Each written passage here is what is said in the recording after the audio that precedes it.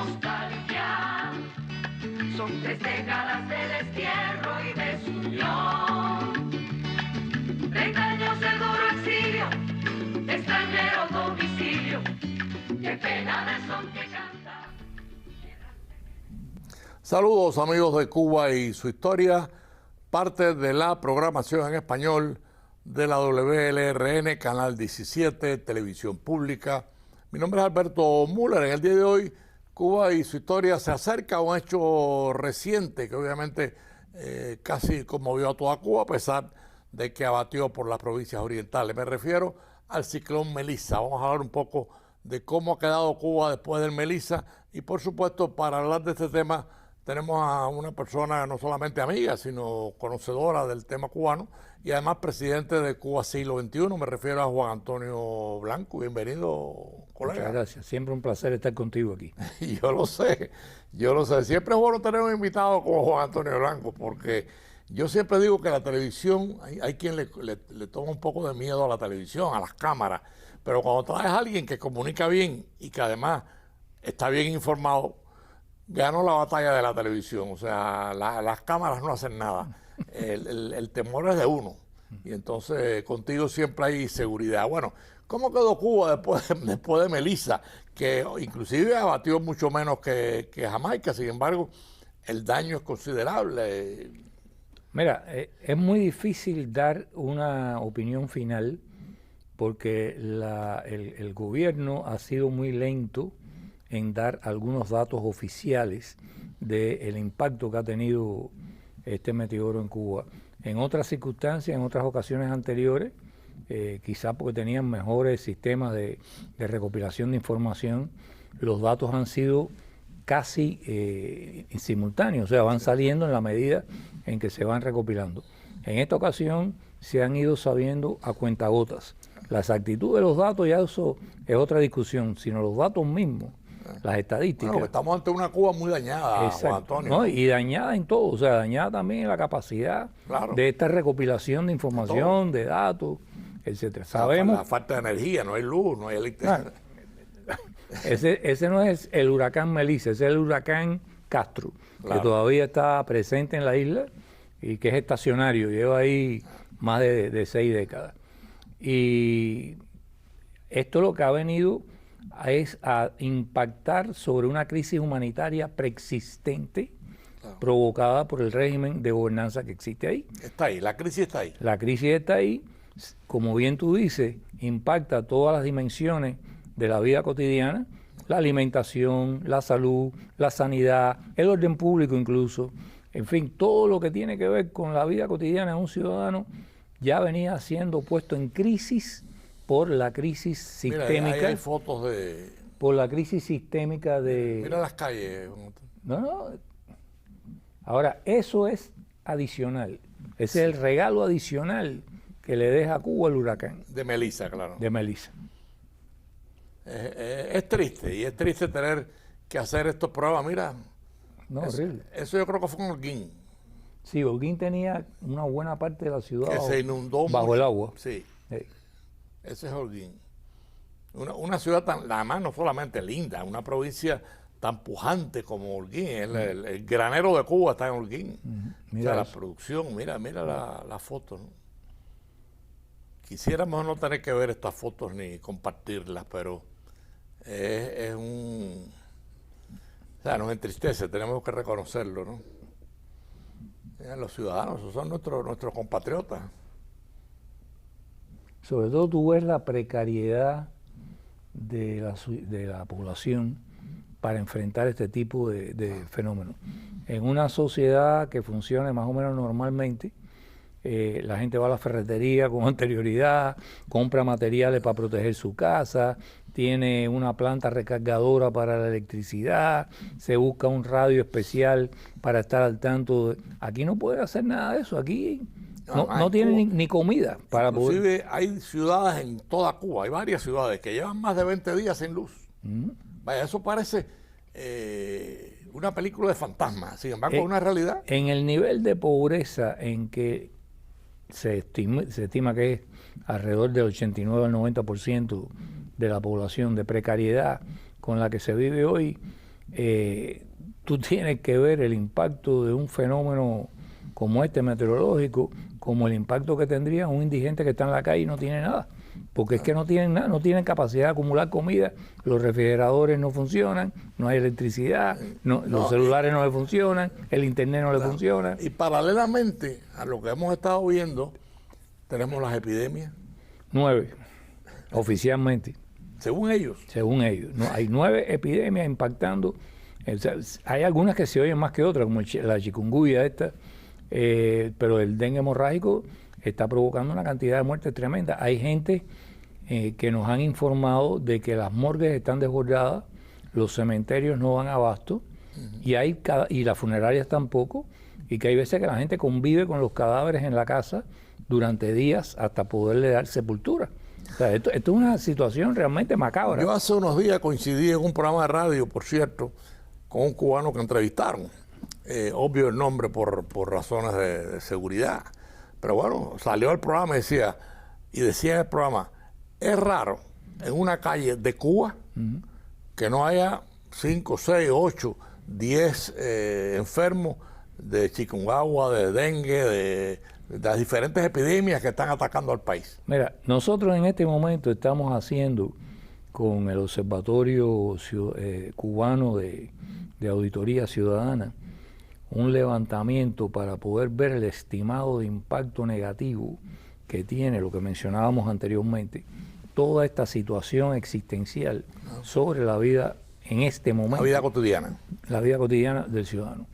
Porque aquí están muriendo, como pasó con el COVID, una cantidad desproporcionada, anormal de personas que al ritmo de muertes en Cuba, de funciones en Cuba, no es el normal, se ha incrementado, se ha disparado, pero nos escamotean las cifras, porque entonces tú vas a buscar cifras y el que murió por dengue te dice que murió por fiebre alta, pero no te dice que fue por dengue, para evitar decir, tenemos una epidemia y ha muerto tanta gente por dengue hemorrágico.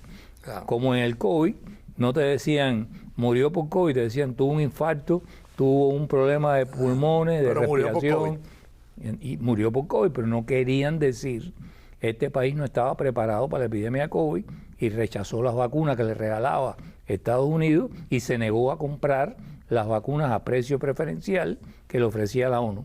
Porque todos esos muertos son su responsabilidad, más allá de la divina providencia que, bueno, claro, tuvo que ver con que esta epidemia mundial... Bueno, porque no tenían dinero para comprar nada. No, pero es que le daban todas las facilidades. En el caso de Estados Unidos se las ofrecieron gratis. Sí. Sí, hubo una oferta para darle, como ahora hay donaciones y qué sé yo, y ellos dijeron que no, porque además ellos suponían en su soberbia que ellos iban a preparar una vacuna con la que se iban a hacer multimillonarios en los laboratorios cubanos, y los laboratorios cubanos no tienen ni remotamente ya la capacidad para el tipo nuevo de vacunas que están saliendo, que no son las vacunas clásicas, es otro tipo de... No, y se requieren vacunas que hayan sido probadas. No, claro. O sea, es un proceso... Ellos sacaron su vacuna y todavía no han recibido la aprobación de ningún organismo internacional. Se las compraron sus amiguitos y después incluso en muchos lugares ni las aplicaron. Claro. Sí, se la compró Venezuela, Nicaragua. Sí. Pero bueno, adicionalmente a la crisis del Melissa, que la vimos ahí en las fotos, se suman otras crisis. Se suman otras crisis y inclusive algunas políticas, como el caso del ministro de Economía, ¿no? No, esa es una crisis que los que ya tenemos cierta edad para haber visto el transcurso de todos estos años, vemos que son casi que una regularidad del sistema. O sea, el sistema cada cierto tiempo genera un escándalo en torno a alguna personalidad. Y cuando tú pones en perspectiva comparativa, ¿cuándo hubo un escándalo con este personaje? ¿Cuándo hubo un escándalo con aquel otro? ¿Qué pasaba en ese momento en el país? Te das cuenta que siempre son chivos expiatorios para tratar de cerrar un ciclo, culpar a una persona de una situación o salir adelante diciendo la revolución mantiene sus estándares morales y juzga a los que los infringen. Y entonces la pregunta que uno se hace no es que haya un corrupto o que haya una persona que de pronto esté presa por algún motivo, sino ¿por qué después de 2 años preso sacan la historia de este hombre en este momento? Entonces hay varias explicaciones que no son excluibles una de otra.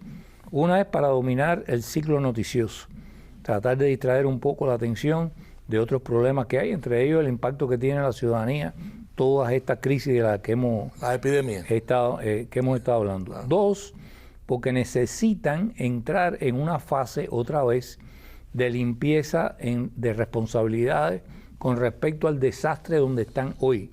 ¿Quién es el culpable de que hayamos llegado a esta situación de desorden económico, de desorden financiero, de desorden? Este tipo. Ahora, el problema, y además, espionaje.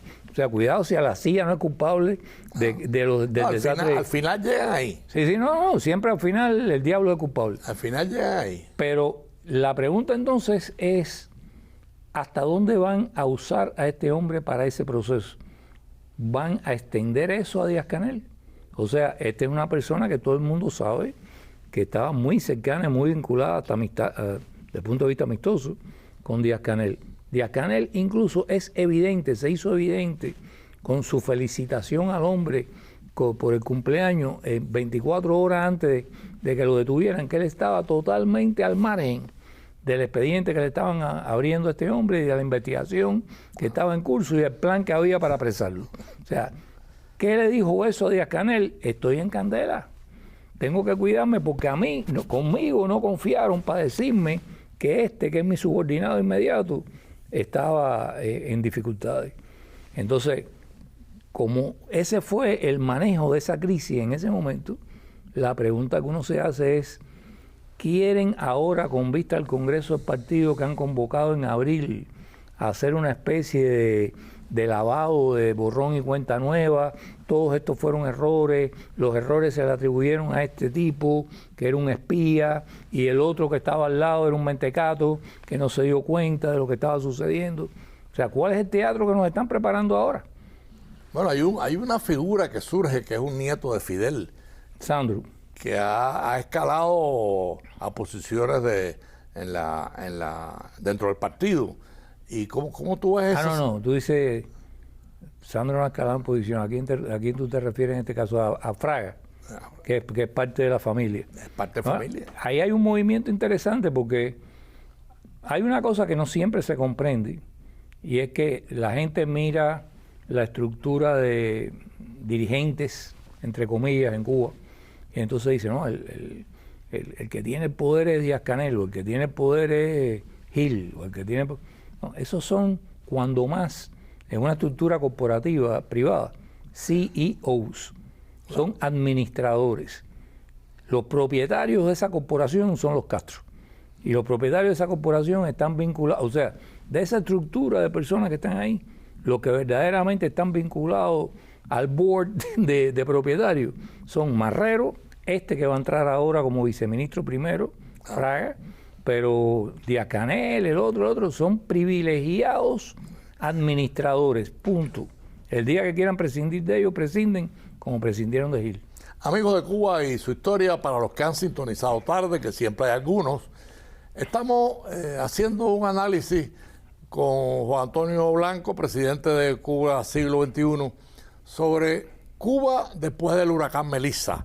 Obviamente el huracán Melissa golpeó fuerte en las provincias orientales, pero golpeó a un país que ya está colapsado, un país que está hundido, un país que no tiene energía, un país que no tiene alimento, un país que no tiene azúcar, un país que le falta todo, y además, para poner el punto final, un país con X cantidad de epidemias que están dañando a la ciudadanía cubana. Entonces, esa es la Cuba de hoy.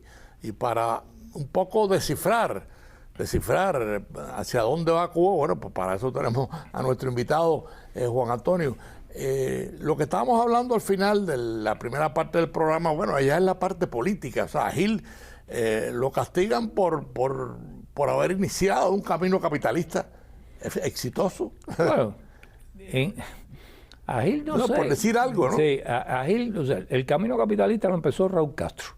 Lo empezó Fidel Castro en cierta manera, pero lo empezó Raúl Castro, y Raúl Castro acabó por sepultar todos los principios del Estado comunista totalitario de ese pacto no escrito en ninguna parte, impuesto a la población, de que yo te quito tus derechos políticos y civiles, pero me voy a hacer cargo de ti para que tengas trabajo, una canasta subsidiada familiar, tus hijos van a ir a la universidad, vas a tener atención médica. Raúl Castro hizo una transición que nadie esperaba. O sea, cuando todos esperábamos hacer una transición hacia la democracia, él hizo una transición del Estado comunista a un Estado mafioso. Y en el Estado mafioso, con Gaesa, impulsado por él, se apropiaron de las principales y más jugosas compañías y seguros y sectores del país. Sectores que están succionando, expoliando la economía nacional y no devolviendo los ingresos a la economía nacional. Eso es lo que explica que en el año del COVID le dieron una cantidad irrisoria de dinero a la salud pública, una cantidad irrisoria de dinero a la producción de alimentos, mientras tanto gastaban miles de millones de dólares en construir hoteles 5 estrellas, que estaban vacíos además porque no había turismo en medio del COVID. Pero siguen esa dinámica. Siguen esa dinámica porque lo que no se pueden quitar de arriba es el San Benito de que son unos ladrones muy ineficientes. O sea, ni siquiera para ser ladrones saben hacer las cosas porque están robando, pero tú necesitas, si tú quieres mantenerte en el poder para seguir con tu corruptela y la explotación del país, necesitas administrar mínimamente un país que funcione. O sea, tú no puedes administrar un país sobre una montaña de cadáveres de COVID, de chikungunya, de dengue hemorrágico. Tú tienes que mantener en alguna medida la atención a los sectores públicos. Pero Juan Antonio, ¿qué le pasa a un país?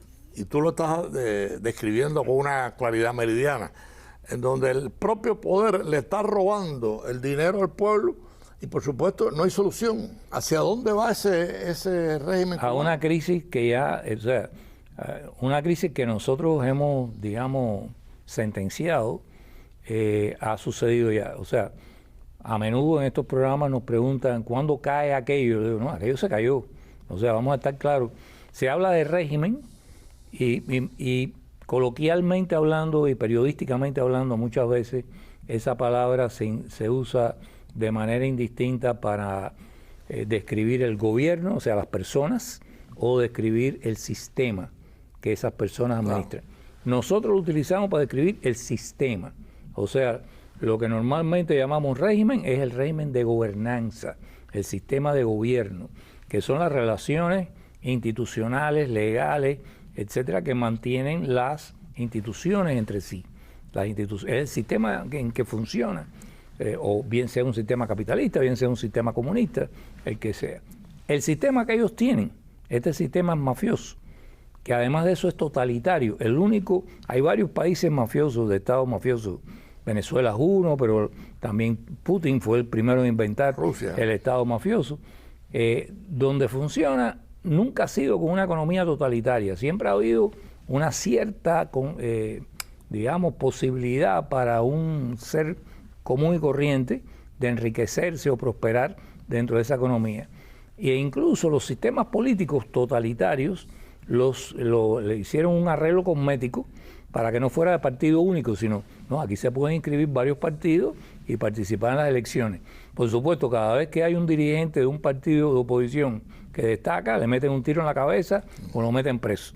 ¿Qué es lo que está pasando con Gil? ¿Qué es lo que está pasando ahora con Gil? Pero no porque él sea opositor, sino porque es un chivo expiatorio conveniente de estos ciclos en que hay que lavar la cara y hay que exponerse. Y la pregunta que nos hacemos es, ¿qué es lo que viene detrás? Te dije, para nosotros este sistema colapsó. Están listos ya, tienen un proyecto para modernizar el Estado mafioso, para abrir la economía, hacer pasar el sistema político por algo más abierto y venderle eso a los Estados Unidos y al pueblo de Cuba. No parece. Como que yo no digo nada, yo digo simplemente que lo que existe ya no es sostenible. Y por lo tanto, o se caen todos o lo arreglan. O lo arreglan a su manera, claro está. No estoy diciendo que lo van a arreglar a los beneficios del pueblo de Cuba. Y entonces lo importante aquí, de nuevo, son las palabras aquellas de Payá, cuando dijo, cuidado con el cambio fraude. ¿Y qué cosa es el cambio fraude? Es un cambio donde la misma gente mantiene las palancas del poder y aunque den una serie de oportunidades que antes no existían, esas oportunidades nunca le van a ser suficientes a un ciudadano para cuestionar el poder. Entonces, en eso es lo que tenemos que tener cuidado ahora.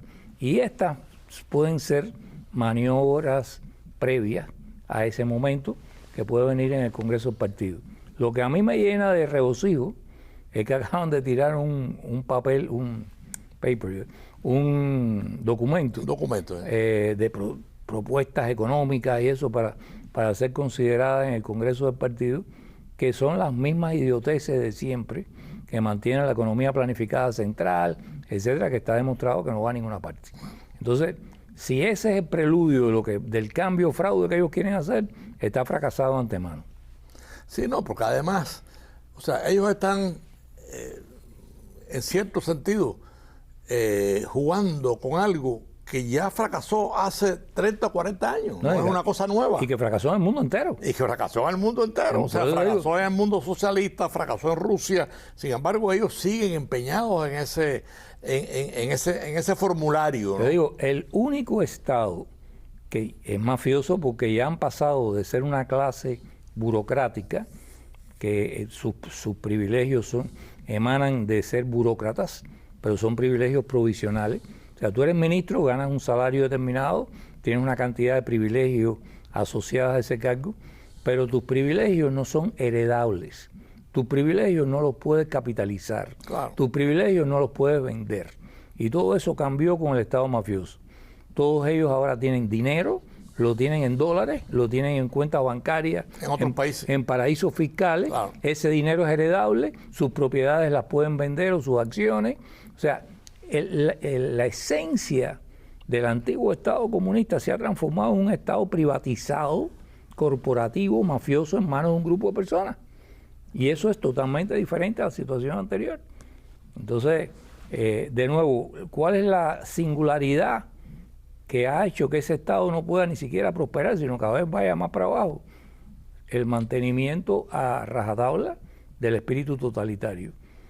Hemos privatizado el país, somos una clase propietaria, pero aquí ninguno puede prosperar en la economía. Aquí ninguno puede tener un proyecto propio de búsqueda de la felicidad. Sí, nada más, cualquier voz que se alce, presa. No, eso ya... presa y maltratada. Exacto. Entonces, ¿qué es el esquema que en cierto sentido Estados Unidos pediría como algo básico? Bueno, la ley Helms-Burton, la posibilidad de ayudar a Cuba. Bueno, para ayudar a Cuba ustedes tienen que cambiar. Sí. Si seguimos con la misma fórmula, no hay posibilidad. La Helms-Burton es la negación del cambio fraude, porque ahí están los puntos políticos y económicos que deben cambiar. Porque también nosotros tenemos un grupo de economistas que son críticos de la economía, son muy buenos algunos, avesados. No estoy hablando de todos los economistas cubanos, estoy hablando de... Pero sin embargo no acaban de trascender, a mi juicio, la crítica desde una perspectiva integral al sistema. O sea, te sacan un documento y dicen, no, para una verdadera reforma económica hace falta esto y esto. Óigame, sin una reforma integral que incluya la reforma completa del sistema político y del control monopólico del poder por esta gente, no hay ninguna reforma racional de la economía que pueda resolverla. Entonces, es una mentalidad, yo los comprendo, muchos viven allá, entonces, pero es una mentalidad que es como chapotear, como si tú hubieras sido un economista ilustre, inteligente, que has estado asesorando al gobierno, diciéndole, me es una estupidez lo que ustedes están haciendo, mire, hagan esto de esta otra manera, no te han hecho nunca caso. Y tú, en lugar de decir, el problema no son esta gente, es el sistema. Y hasta que ese sistema político, económico no cambie, no tiene ningún sentido seguir aconsejando. Ahora, Juan Antonio, yo quiero aprovechar que estamos en la fase final del programa, porque ustedes estudian con mucho detalle todos estos cambios, ¿no? Raúl Castro es un hombre de 93 o 94 años. 94. Entonces, no creo que esté en su plena salud, y obviamente es la autoridad política por excelencia en Cuba se llama Raúl Castro. Pero puede ocurrir el fenómeno, no es que lo estemos deseando, no le deseamos la muerte a nadie, pero podría morir Raúl Castro. No, y quedarse. Es muy probable. Es muy probable, por razón biológica, no porque lo deseemos o no lo deseamos.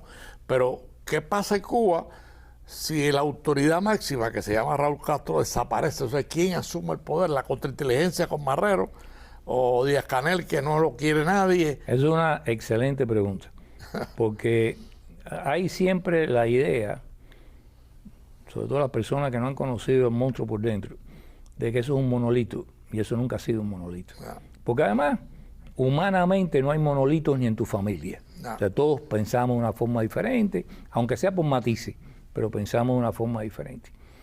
Y cuando estudiamos los cambios que han ocurrido en momentos determinados en que votan a todo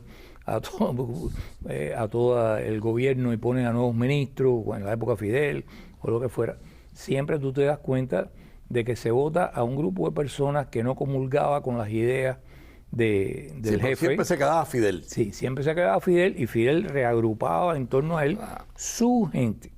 Si tú haces un análisis de qué pasó cuando Fidel muere y toma el poder Raúl Castro, yo te puedo dar una lista de personas allegadas a Fidel que giraba bajo, digamos, la cobertura de Fidel Castro, que fueron liquidadas una por una. Desaparecieron. De una manera o de la otra.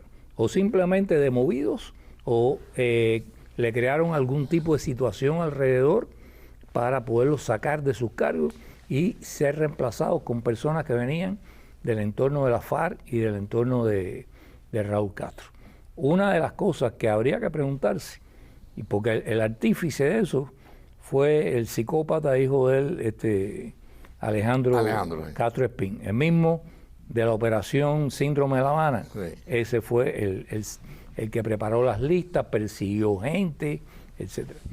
Y nosotros en Cuba Siglo XXI hace un año hicimos una denuncia porque sabíamos que ya él está conspirando con gente de la contrainteligencia militar para preparar nuevas listas de gente que habría que liquidar, claro, en caso de que Juan se Antonio, muera el nos padre. queda un minuto de programa. Estamos tratando creo que hemos hecho el esfuerzo de poner la Cuba después del huracán Melissa. Te dejo el minuto para concluir. Yo creo que estamos en un momento fundamental y que hay dos fuerzas aquí para el cambio. El cambio, digo, esto se cayó, esto va para alguna parte, pero no se puede sostener donde está. Claro. Entonces tú tienes un grupo de personas que lo quiere mantener de una forma o de la otra, reformando algo o no. Y tienes las fuerzas populares y democráticas que quieren llevarlo a un desenlace democrático. Pero las fuerzas populares y democráticas carecen todavía de una plataforma que le dé unidad, coherencia e impulso a sus necesidades. Bueno, pues lamentablemente el tiempo se acabó. Te agradecemos muchísimo la conclusión. Creo que la conclusión abre una polémica, abre una temática para evaluar, para analizar y por supuesto para actuar. Gracias a Juan Antonio Blanco por su presencia en Cuba y su historia, y nos vemos el próximo domingo a las 4:30 de la tarde. Son 3 décadas de destierro y desunión.